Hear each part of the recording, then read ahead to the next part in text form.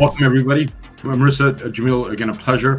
First of all, to all the attendees that are joining us, really welcome you and appreciate you taking the time out. It's working hours, and we really hope to share some insights with you and hopefully some learnings. First, let me take the opportunity to introduce Marissa Lather, who's president of the American Marketing Association, and Jamil Bui, who's director of growth and innovation at Campbell Ewald. Marissa, I understand you're joining us from St. Louis, yeah? I am, right here from the heart of the Midwest. Nice. How are things out there, Marissa? Well, we actually had a tornado here a couple weeks ago, so our community is really rallying together right now. Gotcha. So sorry to hear that, Marissa. Hopefully a speedy recovery and all the best on that. Marissa, if you don't mind, if you can give our audience some context of your role at the American Marketing Association and a little bit about what you do, and then we'll do the same with Jamil and we'll race forward. Yeah, so throughout the history of my career, I've had quite a bit of an event experience, both hosting, attending, speaking, moderating, both live and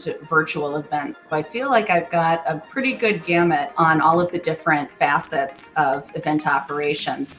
For the American Marketing Association in St. Louis, we host monthly in-person luncheons, as well as an annual conference, an annual golf tournament, and then other individual opportunities to connect throughout the year. So AI is a big part of enabling our lean team to do what we're able to do for the community. Fantastic, Marissa. Really look forward to diving in with you and expecting an invitation to the golf tournament. Just mentioning that now, Marissa. Appreciate that. And Jamil, such a pleasure having you on. Jamil, thank you. If you can please reciprocate, give us some context on your role at Campbell Ewald, and a little bit of background would be super, yeah? Absolutely. So my role here is the group director of growth and innovation. So I engage new brands, new potential clients, and also field new opportunities. In doing that, we set up a different series of meetings, from an RFI to kind of a chemistry phase to a final pitch meeting. And each one of those meetings could be virtual or in person. What we learned going throughout COVID was you need to treat each one of those meetings as if they were an event. And the additional thing that we learned coming out of the last 3 to 4 years was AI is your friend when it comes to making sure that you've got checklists in place, when it makes sure that all the different I's are dotted and T's are crossed, or there's some just friction as far as your concepts are concerned. It's always super helpful in planning those. But the other piece that we've incorporated as an agency is we have a design system called Ripple, where we deploy AI to help version or create new instances of work that we'd love to bring forward in front of clients. That allows us to concept a lot faster, put those pieces in front of them, and get better feedback more quickly. Now, that aggregated feedback, the notes that go into that, the fact that we've got now tools and technology where we can build agents that can begin to scope out a meeting, talk through some of the pieces and parts that we would need to address. It's been fantastically helpful in my workflow. Now, as far as my workflow is concerned, the other half of outside of the growth portion is innovation. So it's testing and delivering on solutions for new clients or new projects and letting them evaluate from a firsthand perspective, hey, this is something we feel like would add value to our system or our company, or this is something that might just be a little bit over our head. Can you teach us how to use it? Seeing as how you've gotten good results inside of the Campbell Ewald and IPG system. So that's what I do. Amazing, Jamil. I think with that context, both of you are heading your respective areas at these very innovative organizations, right? And we, see all these terms that come up: generative AI. You have AI agents. You have vibe coding. You have responsible AI, and now today we'll be discussing quiet AI. So just on the onset for that topic, Jamil, Marissa, when this topic of quiet AI comes up, what does quiet AI mean to you, Marissa? And if you could just share some context there, because it's relatively a new term, and you were increasingly seeing it in the market. But what does it mean to you? And then we'll get into application of it, and same with Jamil. Yeah. So if you can speak on that, Marissa, that'd be pretty helpful. Yeah, I mean, the term quiet AI is very new. When ChatGPT really hit the scene about a couple years ago, I did a poll on LinkedIn and I asked, who's using AI and are you disclosing your use at work? And everybody was using it, but nobody was admitting to it. And now, fast forward only a few years, it's expected that you're integrating AI into your workflow, into your tools, into your systems. And so I think when we think about AI, the front end can be very obvious and immersive and exciting.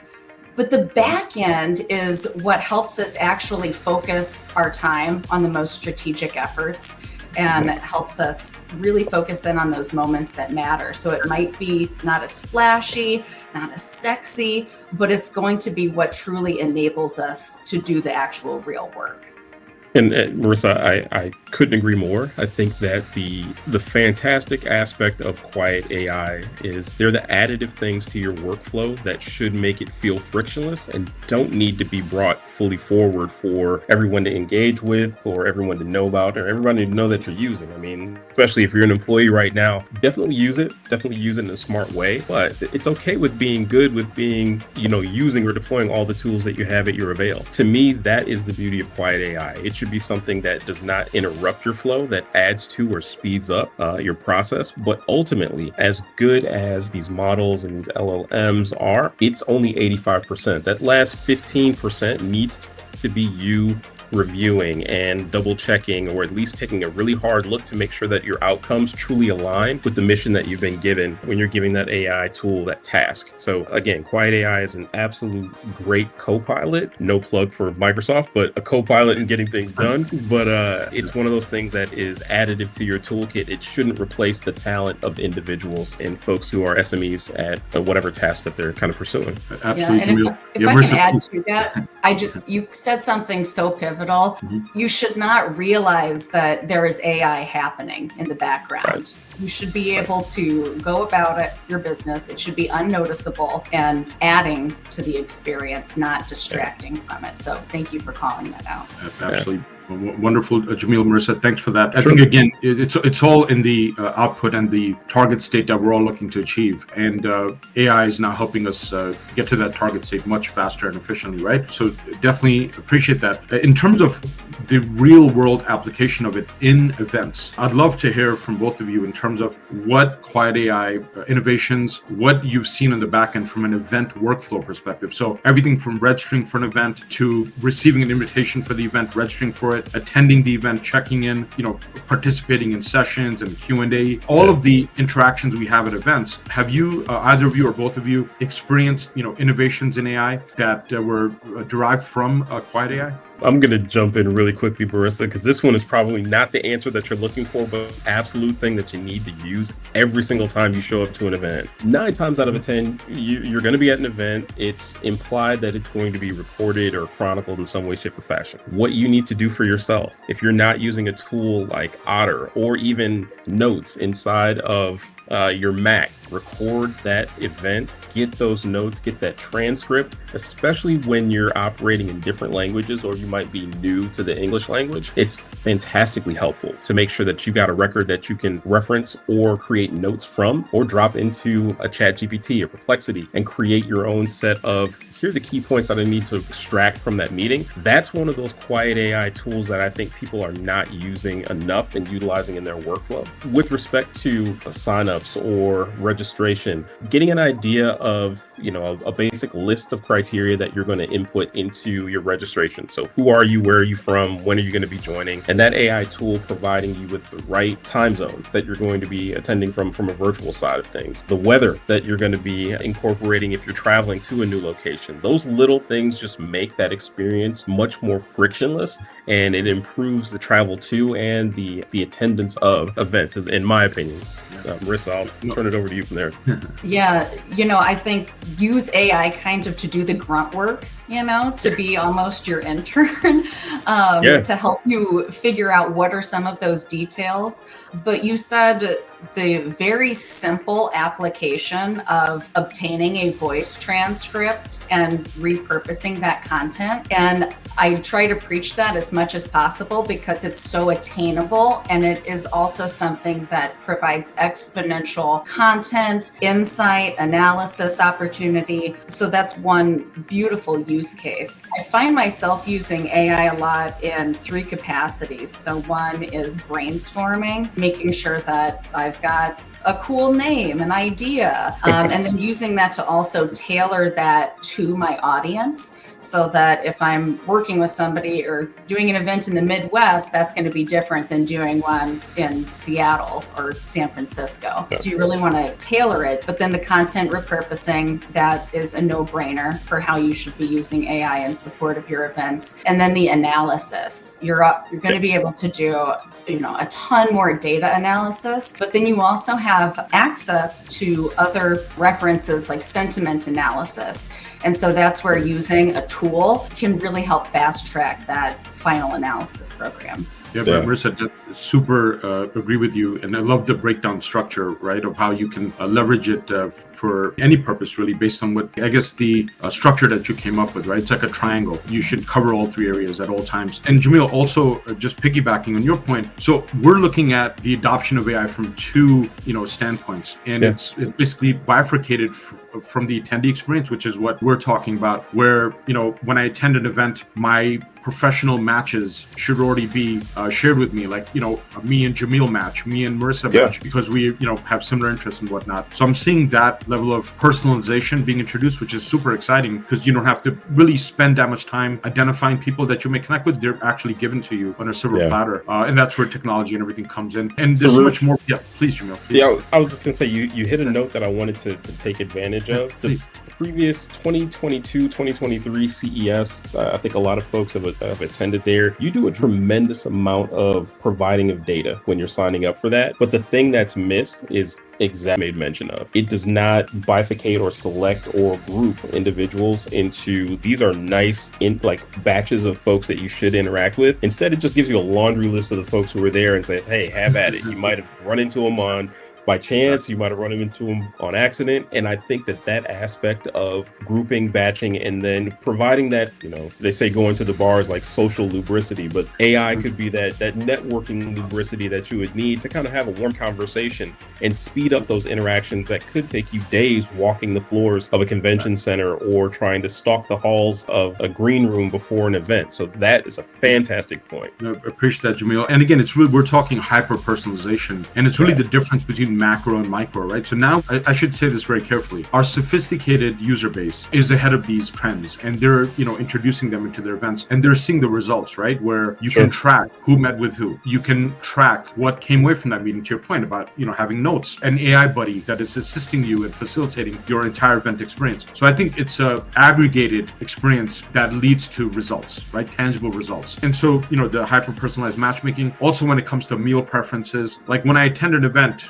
you should know what meals I am interested in and what meals I'm not interested in. So the list goes on and on from there. But the bifurcated view on the other side is about the event organizers, right? The event managers that are actually producing the event, right? So adoption has to be equal on both sides. The organizers have to make these features and tool sets available so that their attendees can benefit a lot more than, your example, Jamil, from years ago, where you just are put in a room and good luck. We'll see you later, right? Go have some drinks and leave the rest to good luck. But now it's, you can have structure and all those things. So having said that, I would love to hear from both of you in terms, and personally, obviously you've adopted certain tools and you're seeing the advantages of those tools, but how are you seeing adoption in the general marketplace? So amongst your colleagues, your clients, just in the landscape and the events that you attend, are folks, do you still find folks that are a little bit shy or timid about embracing AI, or they're like, I'm just not interested in it. I like my old school ways. So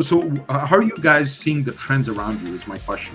As you were kind of leading up to this question, you were reading everything that was going on in my mind because as I'm AI. Well, right. I know, I'm like, how did you see my thoughts? But what it is, there is so much concern right now about privacy and how much data that we're willing to share, whether it be inputting it into an AI engine or just sharing my email to download a guide or white paper. And so when we think about the change management aspect of using AI, a lot of it is awareness and giving people the opportunity to participate or opt out. But the data that you can gain both as a user or as an attendee, as well as an organizer, is really immeasurable. So it really goes down into the trust that your brand has and that you can demonstrate to your attendees. And so that can really be supported by a strong integration system so that all of your data is connected so that you can actually make those accurate connections, but then also that you're providing those opportunities to participate in any type of AI associated experience with that open eye and being able to go into it. And I think when people are able to make that choice for themselves, they're more willing to participate. Yeah. I think that on the other side of things, if somebody is coming to your event and you've taken any aspect of data from them, you are now the steward of that data. Like, that is your responsibility. One of the things that we talk about a tremendous amount inside of both Marissa and I's industry is PII, so personally identifiable information. You have to treat that like gold, and you need to be very smart about either anonymizing the data that goes into it and creating a numerical value and then using that to pull against, or you need to make sure that you are not just using the free version of whatever tool that you like to use, that you actually pay for a license, and that you say that I don't want this to be included in training this AI model. I want to build a sandbox version of an agent, and then out of that, start to get your calls or your responses. And that's kind of that first level of just being a responsible host, but also being a responsible participant. Like, let's make sure that things that you're going to, the events that you're participating in, that you as an individual are giving up only the information that you feel like is valuable. One of the things that I've made it an absolute just habit of doing, I provide one set of information for things I do in my personal life. I provide another set of information for things that I do in my professional life. A professional address, a professional email address, a professional location, details behind what it is and who I am, so that one, there's a consistency in what shows up and the people that I interact with, but also so that there is a bit of a wall between what I do in my personal life. Before we got on the call, I shared with Sarush and Marissa, like, I love to DJ, I like to do all types of things that have to do with art and culture, but a lot of that really isn't germane to what I do in my 9-to-5 life. And hey, everybody wants to have a little bit of separation. So the same way that you want to make sure that you're separating the information that you're providing clients, if you have, one client that is X and one client is Y, treat yourself the same way. Be protective of it, be smart about what you're sharing, and make sure that the things that you want to share, you'd be completely comfortable with, if they happen to leak their way out into the world. So those would be the pieces of advice I would add on to what Marissa may mention of. Amazing. I'm in such a great company. I don't know what I did to deserve this, but both of you are just beautiful, seriously, beautiful points. And Jamil, it's interesting you use the word steward, right? I mean, that's what we always mention, literally in our contracts. We're an event tech provider, and not promoting or anything, but what you said is so important. And you do see that level of adoption happening where for the first time in years, we're hearing event organizers talk about PII. And that was a term that event organizers, that was not in their vocabulary a few years ago. So now you're seeing that. As it relates to, attendee personas, right? So Jamil's got 2 profiles, right? Marissa has maybe more than 2 profiles because there's only certain data you want to share with certain events. Right. And so those processes are becoming more common, and we're, proud that we're playing our own little tiny role in that as well. The example I'd use is, you remember, GDPR became really important, CCPA became really important, and when you would go on a website, you would have to, either opt in or opt out, right, into the privacy policy. We're not yet seeing that with AI, right? We're not seeing that level of, transparency, if you will, right, Marissa, to your point. And I think it's coming, but innovation takes time, evolution takes time. But I think certainly, based on what you're both referring to, I think we're going to see a lot more adoption coming up. And I think it's going to introduce with it best practices, do's and don'ts. And of course, I shouldn't say this because, I believe in manifestation, but there's going to be a big problem that's going to happen sooner with AI, whether it's a data breach, right, with Jamil, Marissa, or something along those lines. So I think when we talk about adoption, another topic that gets overlooked is responsible AI, right? And I know we're discussing quiet AI here, but can't help but bring that up, right? Is where, how are organizations, as you pointed out, collecting the data? What are they doing with my data? How is it being used to train my system? All of those things, I think, are not yet fully, for lack of a better word, enforced or embraced. I think we're at the stage where adoption is good at the end user user side, but I think organizations are still playing catch up. Would you agree or disagree with that statement? I mean, based on my experience and the companies that I've worked for and the amount of unknowns that are still associated with AI, even the people that are building the tools are learning the tools. And so whenever we go into any type of new technology, you really have to consider those boundaries as you're approaching it. And so it goes back to more traditional change management tactics, informing communication, education, and then time, building that out over time so that we can have a place to land, because we are riding the wave. It's going up and up and up, and something is going to happen. We can anticipate that. So it's about having those guardrails in place. And the guardrail thing is a fantastic analogy. I have human guardrails in my clients, my CEO, and my corporate counsel. Again, as somebody who leads growth and innovation, I'm probably going to be the person to sign up for the new thing or try the new thing and, poke my head up and say, how's that working? And I think a lot of the folks who are attending these sessions feel the same way. But the piece that you always have to keep in the back of your mind, especially when you're representing somebody else's brand, you're using somebody else's money, and you also have somebody else's information, is what is that worst case scenario? And have I at least insulated myself and my company from something catastrophic happening? Again, that goes back to walled gardens, anonymization, making sure that if you don't need it, burn it. I think we have a culture now that likes to hoard information and hoard data, and AI and LLMs are the perfect place to do that. The unfortunate thing is, if you leave something laying around long enough, there are fantastically smart people who will find a way to use it, if not steal it. So if you don't need it, if you don't have to deploy it, if you don't have a true task for it, get rid of it. And that's the number one thing that, in my mind, keeps you safe. If you've used it, you've gotten the outcome from it, get rid of it or take it offline and put it onto a secured file, and then re-upload it or reintegrate it into the model when you need to take an action. So if you've gotten year over year conventions of gardeners, and you've got 2,000 gardeners who happen to show up to your gardening show, and you've got this data model or this nodule that comes out of each one of those successive opportunities, take it offline. You've already got it aggregated and accounted for. Do the comparative analysis the next time you do your registration, and then remove it. That way you don't create an opportunity for it to escape your walls. You don't create a nice honeypot for folks to go into, but you still have the ability to interact with and leverage that information. That's the thing that I think we need to be more mindful of, because it's super comfortable for us to take all the things that we've learned, throw it in a pile, and say, hey, we'll let the tool sort it out. One, you're going to start to get some probably bad examples or bad representations, because your set isn't completely, I'm trying to remember the taxonomy isn't the same across all the data points. The other thing that also occurs is, okay, well, why are you solving for somebody's favorite book if we're talking about gardeners, right? Let's make it germane to the topic that we're trying to solve for. Those are just basic things that I think you always need to think through when you're asking for data, but also receiving and then parsing said data. Yeah, Absolutely. and to add on to that, I think, as we think about measuring the effectiveness of AI and the output of that, what we also want to consider are what are the use cases that you're applying your AI to. And so if you can be very prescriptive with those use cases, then you have something that you can start to measure.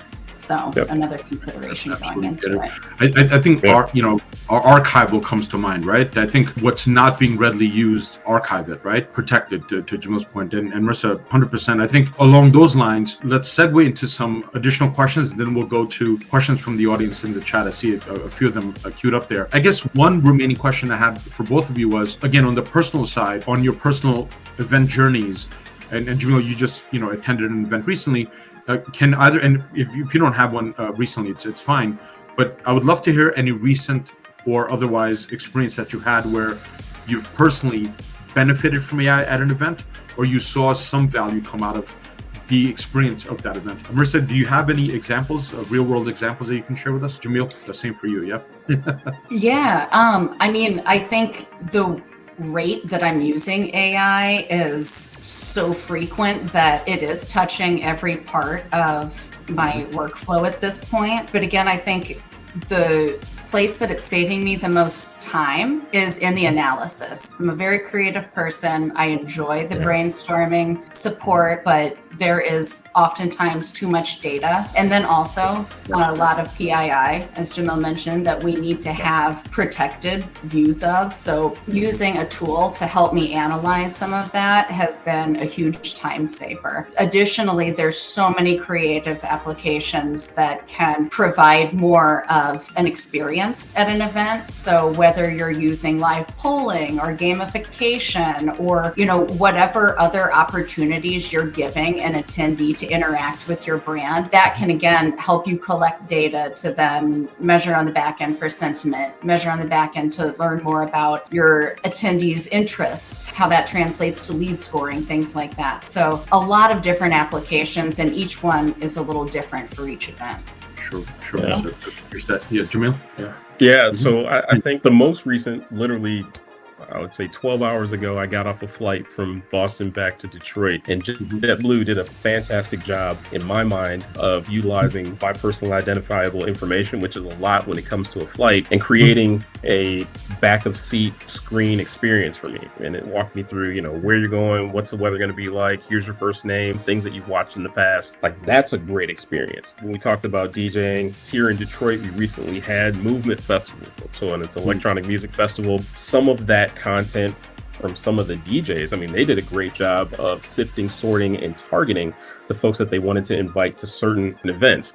Not all of them were doing that, but they recognized that if I look at Detroit right now, I've got an influx of people coming from a different place to a new place. If I look at Twitter feeds and what's going on from a social perspective or Blue Sky or any of the other type of vehicles that are available, I can then start to sift and point out who do I need to talk to and why. That's one of the things that we do a really, really good job at within IPG with a tool called Interact, where we take that data, we come up with different models or different tools that allow us to kind of ask hypotheticals, pull off of a base that might be within Axiom or Cadesto, so two very large data sets that we utilize, and then come up with potential solutions and ways to talk to these folks. And finally, I think, the aspect of AI, and I think one of the questions that is in the notes that I wanted to get to about an experience about what happens at the event, getting successive questions that pop up into the chat, just rank ordering them. If 3 questions come up the same, that's a very important thing to not only those 3 individuals, but probably the group.